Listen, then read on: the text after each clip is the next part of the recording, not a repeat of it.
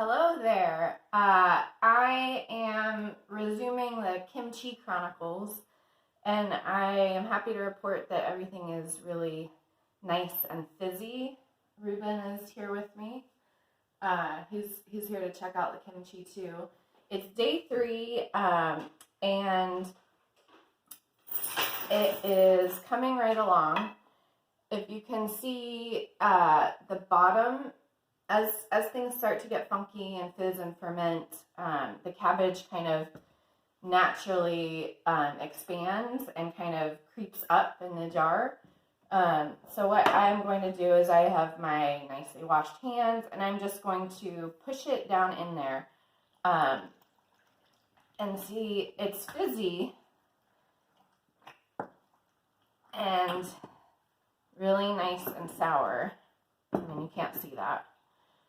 But I'm guessing, so I just wanted to let you all know that the first couple days, not a lot happens. So sometimes right out of the gate, your ferment will start to get fizzy and acidic, and all those microorganisms will be doing their work really quickly.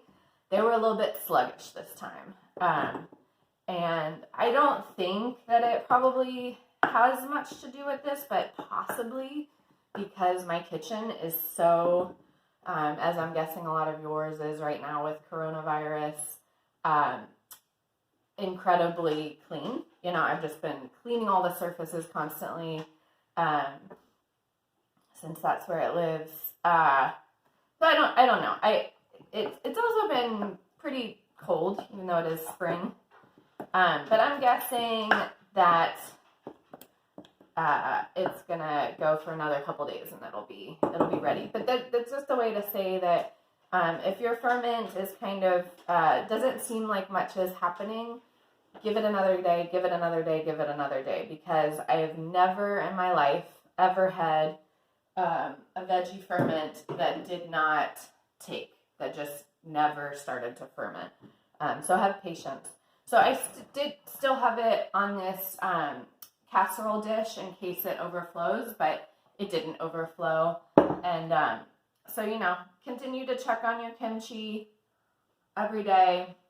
Push it down. Yeah, it's so good. It's just so gingery and flavorful. I think that this will be the last video, because basically just going to do that every day, what I just did. Kind of pressing down the vegetables, keeping them submerged below the brine. Keep tasting it. Once it's as sour and funky and the right crispiness level, which I'm guessing will be in a couple days, I'll put it in the refrigerator. If I had left over any of the brine that had kind of, you know, volcanoed over the top and into this dish, I would keep it in this jar and then add it back to the kimchi that kind of, once it's seized up in the refrigerator, or use it in a super stew. Just really quickly, I just want to show you some books that I love. This is Wild Fermentation by Sandor Alex Katz. It is one of my favorite books of all time, and it's the book that introduced me to fermenting when I first moved to Portland. I moved here in 2002, and I'm pretty sure I got this book in 2003 when I just had a lot of veggies in the backyard, and I wanted to, you know, get into pickling and fermenting, and now I can call Sandor a really good friend, and I've been learning from him for years. He helped us start the Portland Fermentation Festival. Now we'll be in its 11th year this fall. So great book. This is the updated version of it. It came out a few years ago. So, you know, additional recipes, color photos, more material from him. This is another book of Sandor's that I love. This one doesn't have standard recipes. It has more kind of history and culture and digging more deeply into ferments from around the world. Highly recommend it. This is the book that I co-authored with John Gorham, Hello, My Name is Tasty, and it has a really good sour pickle, fermented sour pickle, and sauerkraut recipe in it. So it's not a fermentation book, it just happens to have those two ferments, and I really love those two, so those are great. Sandor's also has both a recipe for sour pickles and sauerkraut and heaps of other. And finally, the Noma Guide to Fermentation. This is an excellent book. We had David Zilber, who heads up the Noma Fermentation Lab, come to our fermentation festival this year for the 10th annual. And I've only made a couple of things from the book so far.